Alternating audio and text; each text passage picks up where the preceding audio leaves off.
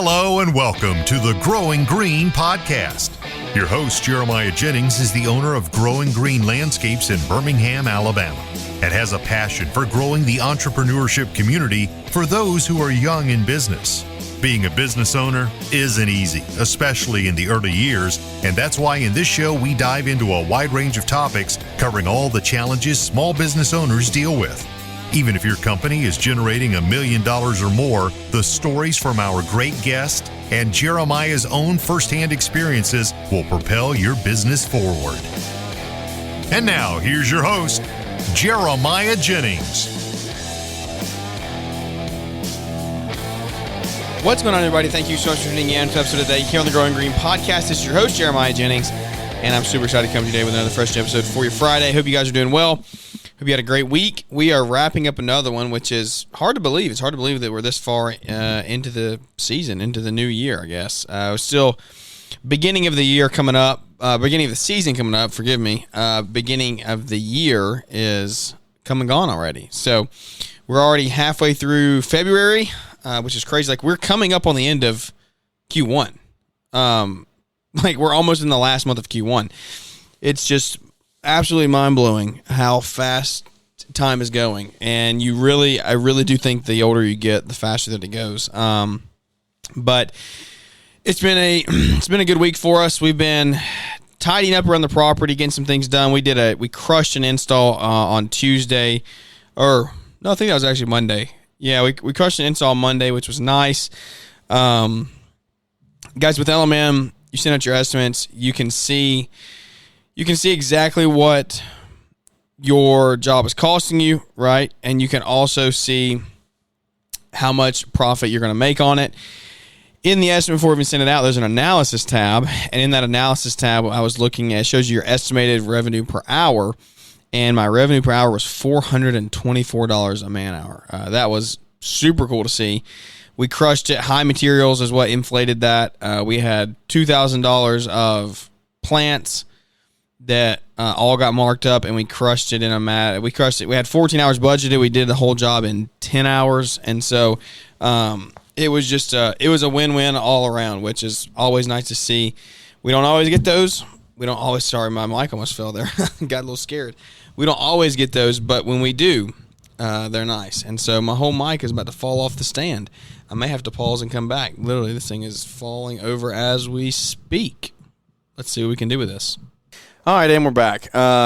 My mic, I'm in a kind of a temporary setup here in the office. I haven't built out like a studio or anything yet. And so the way my mic stand was put up, there was only one screw holding it in. And, well, that thing just fell out as I was midway talking. So got that fixed up and transitioned over to the headset here. Hopefully the audio didn't change too bad. Maybe it got better. Maybe it got worse. I don't know. But you can let me know. Shoot me a message. Let me know how bad quality is my audio. What were we talking about? I forgot where we were going. We crushed that job, right? We crushed that job in 10 hours, which was awesome. That doesn't always happen, but we're definitely going to take advantage of it when we can, and so that was a good one. We are always looking for, moving forward, every job that we estimate, we want to make sure that we are looking at the analysis tab and make sure that we are hitting revenue per hour of $150 a man hour or higher.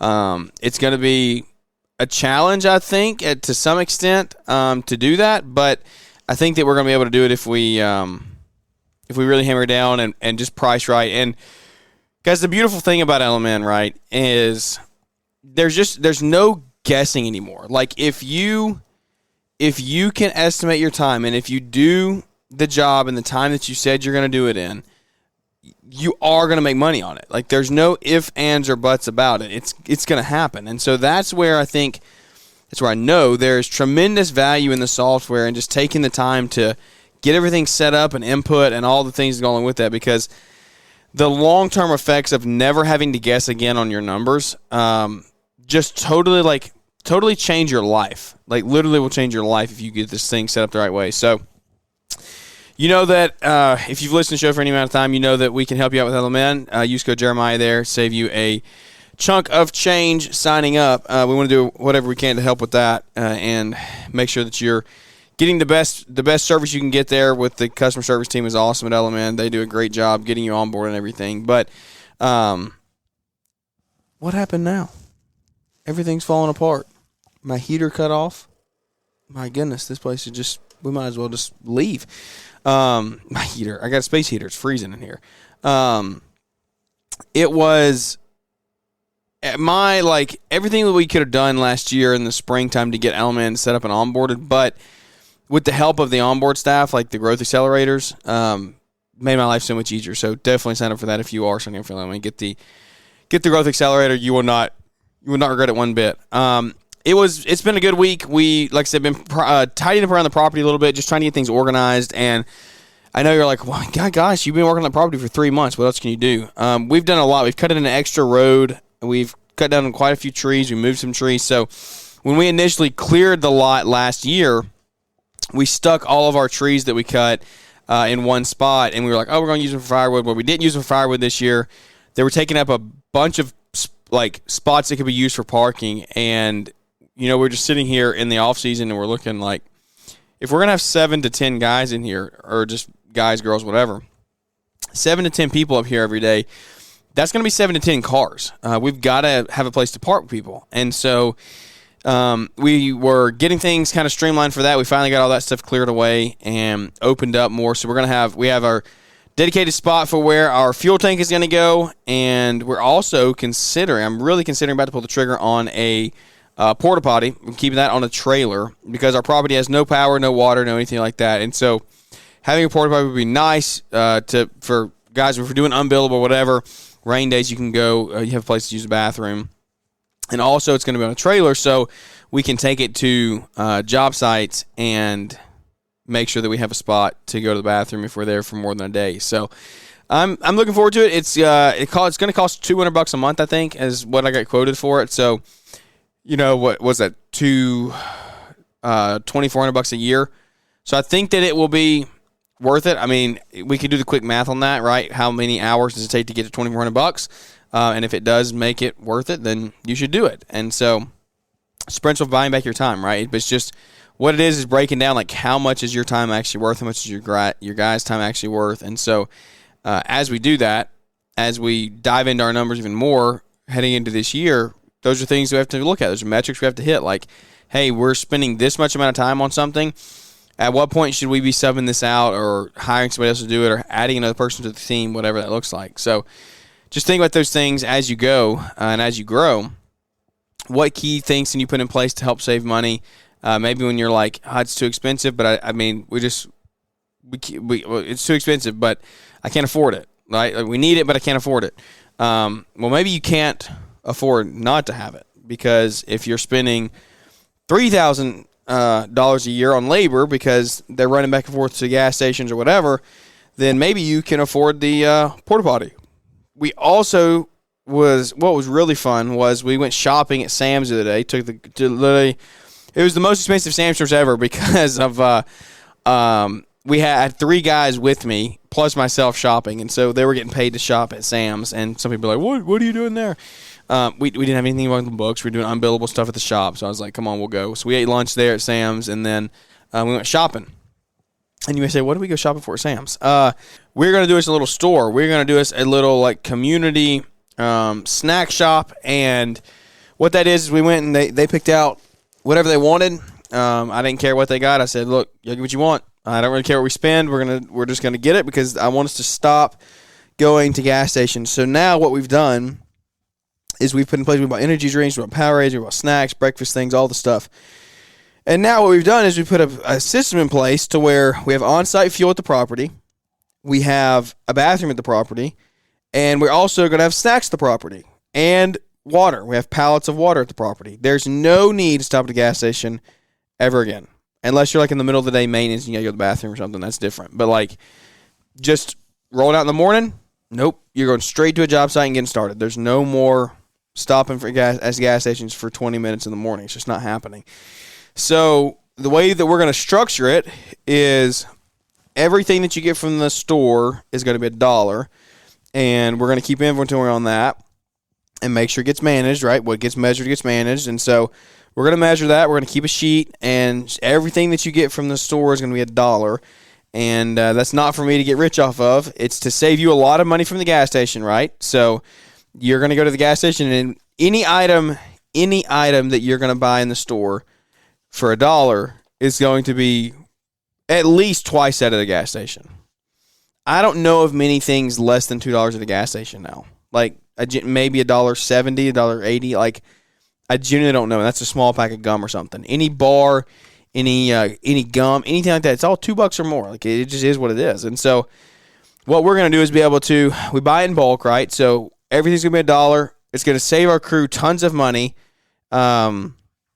But it's also going to keep us out of gas stations, right? And so that money that they give us, the $1 for everything, that's going to build a fund to go back into snacks. So they're essentially funding their own snack shop. And so it is. I think it's gonna be really, really good. They were excited about it. I'm pumped for it because they're pumped for it. And so, like anything that we can do to make the culture, the experience, the employee experience better and more enjoyable, I want to be doing right now. And so that's what we've got going. It's been one of the good weeks here leading up to the spring, just getting stuff knocked out. Like I said, unbelievable stuff around the shop, getting it opened up and stuff. And we can't wait. We're ready. We're ready for spring to start rolling. Start cutting grass in 2 weeks. So I'm looking forward to it. It's going to be a great start to the year ahead. We've got a lot of work to do to get there still. I've got to order some shoe blockers for the mowers, and I've got to get estimates finalized for maintenance and sent out, and then we are all but ready to rock and roll at that point. So it's been good. It's been a good winter. Cash is tight. Cash always sucks this time of year, so we're trying to do everything we can to keep that up, keep the money flowing. And so I think I mentioned on Monday I'm considering going to weekly billing. And I would love some feedback on that if anybody does that. I'm not 100% sold on it, but it is interesting to me. So if anybody does that, reach out and let me know. I would love some feedback. But anyway, before we wrap up, short Friday show here for you. I want to talk about 3 quick things in our entrepreneur mistake series, and they're not big ones. We're not going to take the whole episode to talk on them. I just want to talk through them really quickly before I let you go. One thing that I see happening, and these are things that like we're actively trying to not do, and something that I know that we have done in the past and we've got to get better at is holding employees accountable. So how do you hold employees accountable, right? So the mistake is not holding employees accountable. So what does it look like to do that? For me, as we go right now and as we work on this, and I'm just telling you based off of what we've done and what we're doing moving forward, is everything is going to have a system or a process in place. So everyone's going to have a standard operating procedure for everything they do.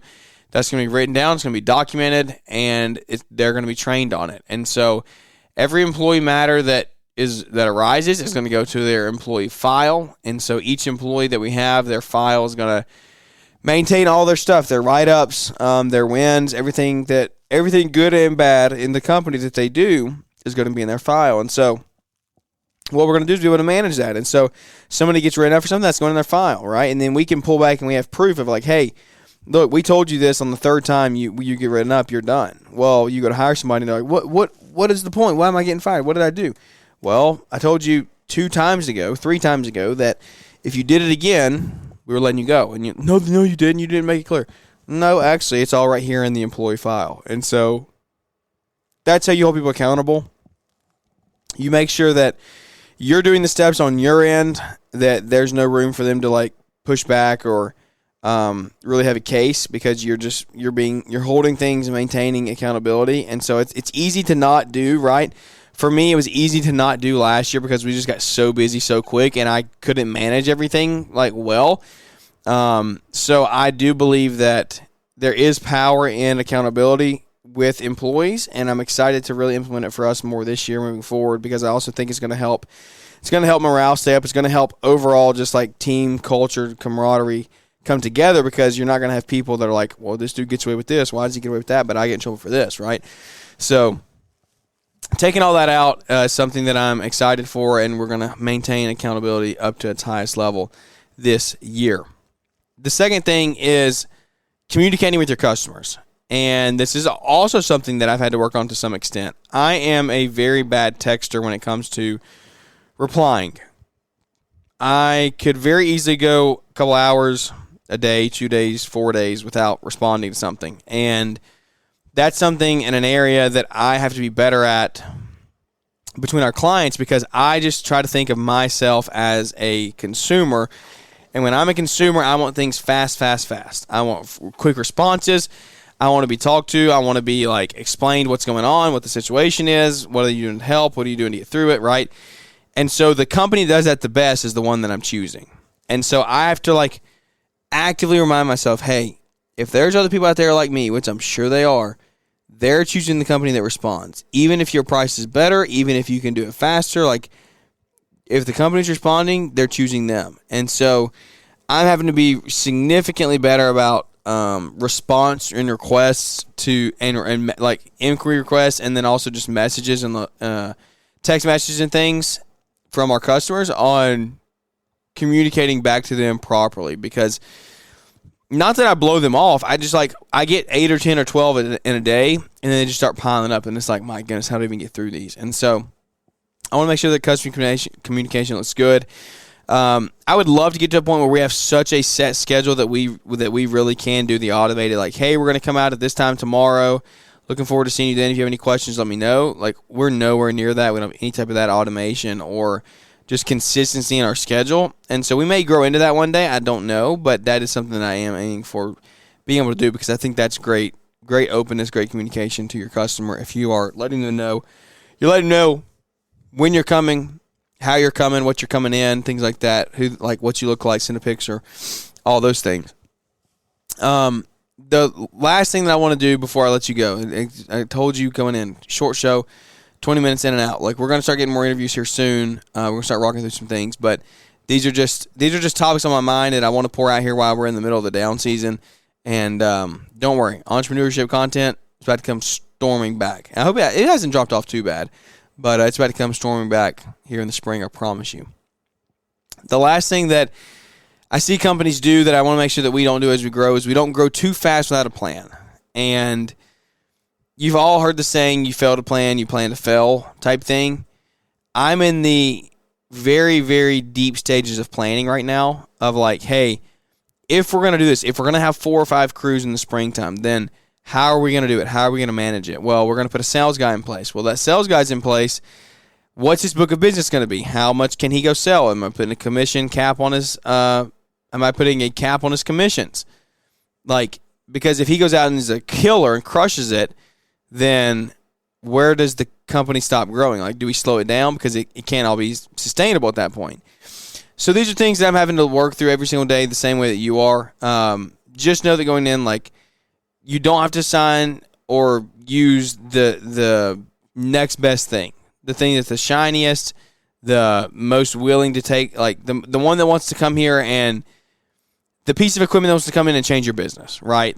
That is the one thing that I think you get shiny object syndrome really, really quickly owning a business, especially in the early days. You start making some cash, and you're like, man, I need a new mower, I need this, I need that.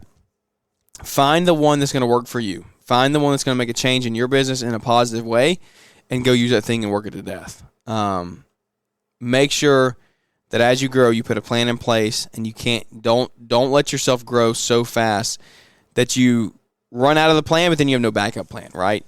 So you may adjust, right? You may grow fast, and you may blow out of your initial budget or your initial plan, but you got to have some type of backup in place. You can't just blow out of that and be floundering like a fish on the beach, right? You got to make sure that you are in order and have things set up to sustain the growth as you go. Anyway, like I said, this is a small portion of the whole year to come. What we've done this past week of continuing to move forward, get things prepped.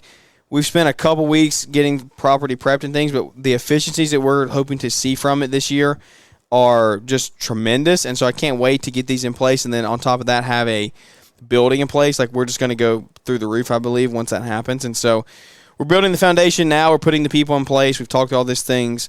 I'll leave you with a little teaser here. We did hire a sales guy. So we hired a salesman, and he's not going to have a salesman title. He's going to have an account manager title with some sales duties. But it was a big jump for our company. A lot of big things to come. He's going to have some big quotas and some big responsibilities to fill. And I can't wait to just watch him lead and grow our team. And I'm going to keep leading and trying to grow myself so we can develop leaders of leaders and keep bringing people in and A players in like this to help us grow to new heights. And so I hope that you all can do it with us. Come along, watch us, and join in. Give me any input that you may have. I would appreciate it. Hopefully we can be a light to you in some way, shape, or form and help you grow your company as well, because that's what it's all about. Growing the community one relationship at a time. But, yeah, guys, thank you for tuning in. I know it's a short show.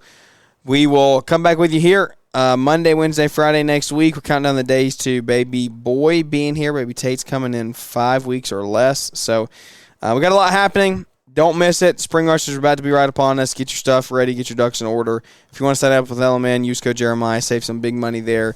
And I'll help you any way that I can if you got any questions. But thank you for tuning in. That's going to wrap this one up, guys, for a Friday show. I hope you enjoyed it. We appreciate you. We love you. We'll catch you here on the next one. Thanks for tuning in to the Growing Green podcast. It is an honor to have you listening, and we hope you receive valuable advice to help take your business to the next level. Don't forget to follow the podcast so you'll be notified when our next episode drops.